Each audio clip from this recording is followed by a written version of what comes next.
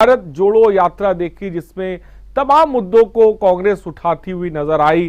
राहुल गांधी की छवि जिसे कह सकते हैं बदलती हुई नजर आई। अब एक और यात्रा हम देख रहे हैं, न्याय यात्रा, जो मणिपुर से शुरू होने जा रही है। क्या आपको लगता है कि भारत जोड़ो यात्रा से कांग्रेस जो संदेश देना चाहती थी, क्या वो संदेश पहुंचा?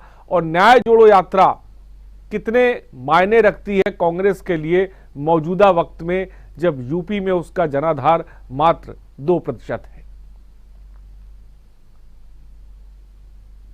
अनम्यूट कर लें, जा रहे हैं। बोलिए।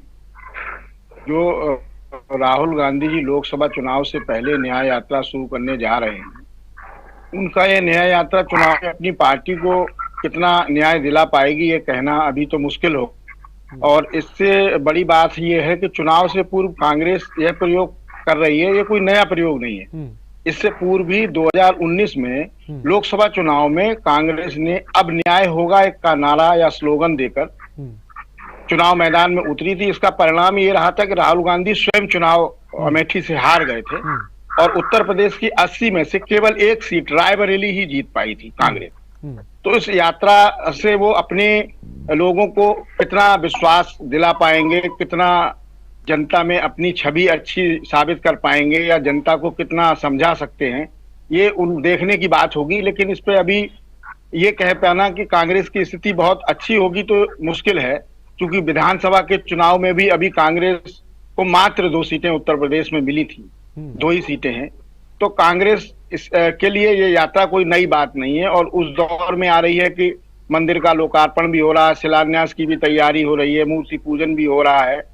तो कांग्रेस अपनी स्ट्रेटेजी को लेके मैदान में उतर रही है और यात्रा कर रही है। अब देखने की बात यह है कि कितने असर ये जनता लेकिन मणिपुर से शुरुआत करना, इसके पीछे बड़ी वजह आपको क्या नजर आती है? मणिपुर ही क्यों चुना कांग्रेस ने? देखिए, मणिपुर चुनने का उनका अपना एक टारगेट रहा है कि मणिपुर उनको लगता है कि यहाँ से ठीक होगा और उत्तर प्रदेश में भी हो जाएगा। तो थोड़ा सा मणिपुर उनको लगता है कि कांग्रेस के लिए मजबूत स्थिति में है, इसलिए वो वहां से शुरू कर रहे हैं।